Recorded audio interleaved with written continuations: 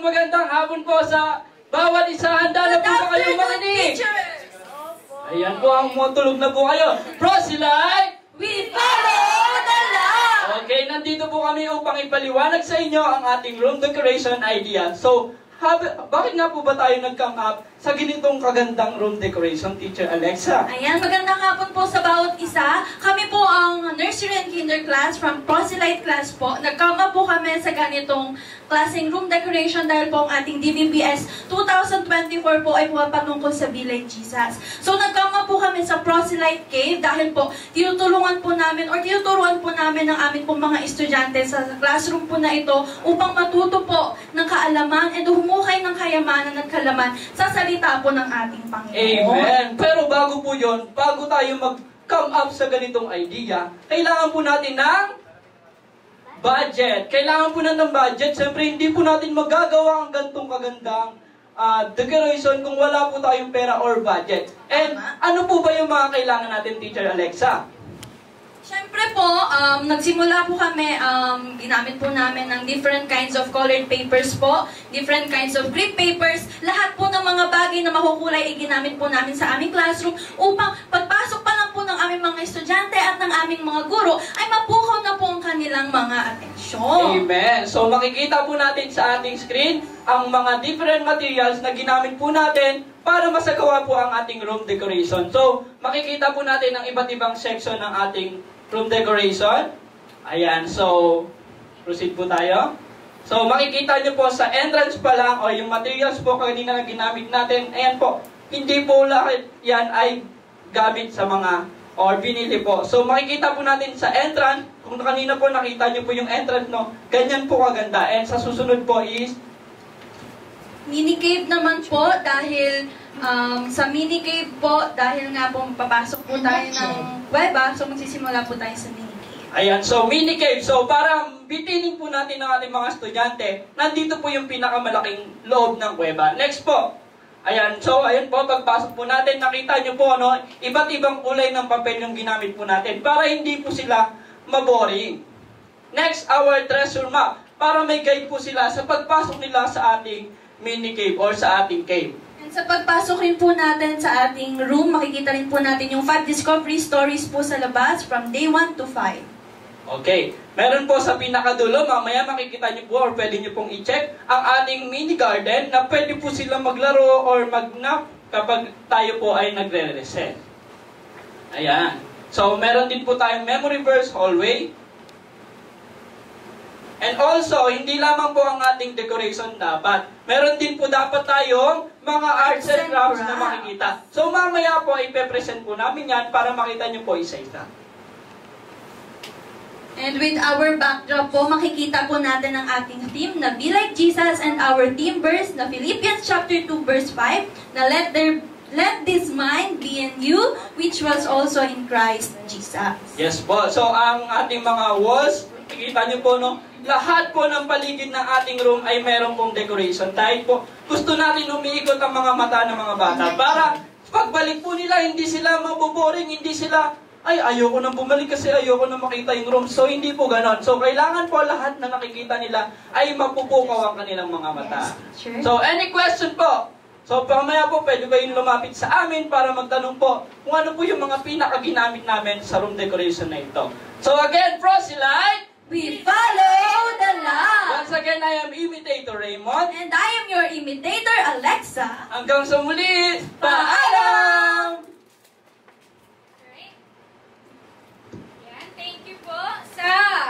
Thank you so much po for the captivating and informative details sa pag-explain po ng ating room decoration.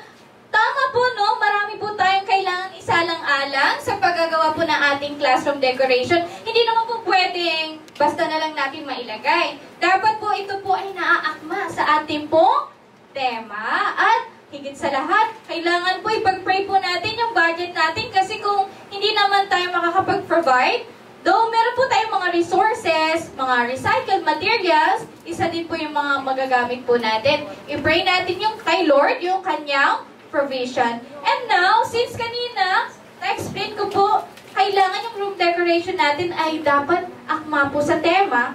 Let's go about learning our theme for this BBS 2024. So kanina po, nalaman na po natin yung ating tema sa ating pong first program. It is, ano po yun? Ano ako nagpa-follow the light na po ata. Ano po ulit?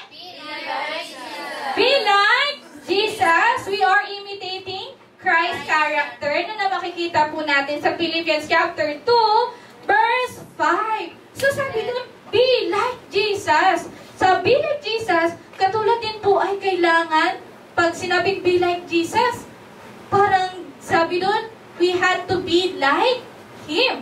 Parang iniidolo natin or ano po? Ano po yung right term doon?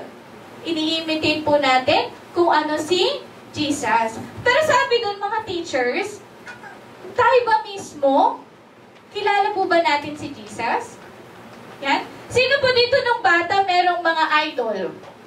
Like, ngayon po, mga BTS, Blackpink, Momoland, mga kabataan, sa mga young age naman, mga Fernando Po Jr., yung pinakamas young age pa, Imelda Papin, parang ganyan po, no?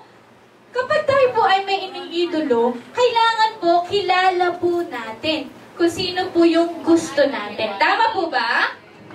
Ayan. Let's say, ang idol ko, gusto ko maging si Coco Martin. Di ba yung senat, probinsyano, ganon.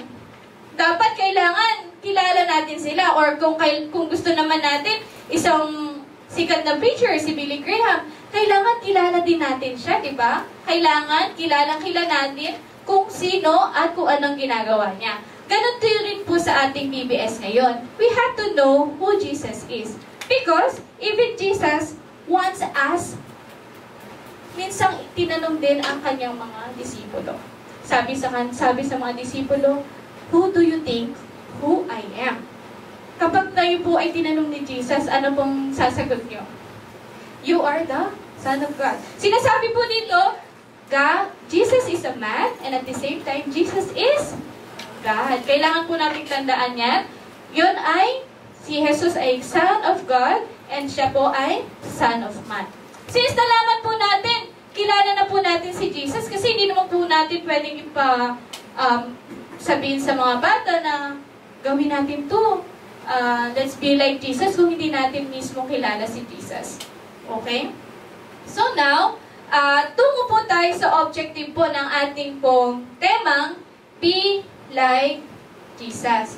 Sabi po dito, Be Like Jesus, BBS Team is a program that discovers various program and Bible stories to show how these stories in this narrative, including Jesus gives the children the knowledge about Jesus, Jesus' characters embodying Christ-likeness, and this will guide the students to reflect on on their own lives, considering how they are like Jesus, and teaching them to the way how they also can cultivate a greater resemblance to Jesus. So sabi dito sa ating pong tema ngayong BBS 2024, kailangan natin may pamalas or may pakita sa ating mga estudyante kung paano ba maging Christ-like, kung paano bang maging si Kristo. Yun po. And then, tungo naman po tayo sa our names or our appellation. Ayan. So, sino po dito ang mga BBS director? Tas-tas po mga kamay. Ayan. Kayo po ay tatawagin mga ambassador. And then, for our main teachers, ito po yung mga matagal na sa pagtuturo. Pwedeng 5 years, 3 years. Yun po ay tatawagin pong imitator. Katulad ko po, tayo po ay imitator. And for our assistant teachers, tayo po ay tatawagin, or yung mga bago pa lamang po, kayo po ay tatawagin mga sidekick. Yan, sidekick. Maganda po yung assistant pa lamang tayo na kakaroon na po tayo ng mga experience sa ganito pong mga program. At least na-expose po tayo. And para pag tayo naman po ay naging main teacher na, meron po tayong maibabahagi sa ating pong mga kasama. And ano naman po ang tawag sa ating mga estudyante? Yan po. So, for our beginner class, 3, 4, 5. Ito po ay tatawagin proselyte. At huwag na po tayong umalis sa ating pong, dahil dito na po, tayo na po mismo yung proselyte. And proselyte, pinagyan lang po namin ng we follow the light. Nilagyan po namin ng isa pong sayings para at least po meron po tayong susundan or guide sa ating pong classroom. Sabi doon, proselyte, we follow the light. Ito po ay, again, from ages 3, 4, and 5. And for our children 1, ito naman po ay ages 7 to 10. Ito po ay tatawaging spectator. Doon po yun sa may kabila pong classroom, yung pinanggalingan po natin kanina pong umaga. Sila po ang mga spectator class. And then for our children 2, sila naman po ay yung mga ages 11 and up. Kasama po dito yung mga young people, young adult, hanggat hindi pa po sila na asawa at gusto pa po nilang mag-attend na ating BBS. And they will be called portrayer, proselyte. One more time, proselyte. Ayan, baka mamaya ibaliwanag na po talaga yung kukuha po sa atin. Okay? And then, for our BBS director, kanina po na-discuss ko na ang our BBS director will be called ambassador.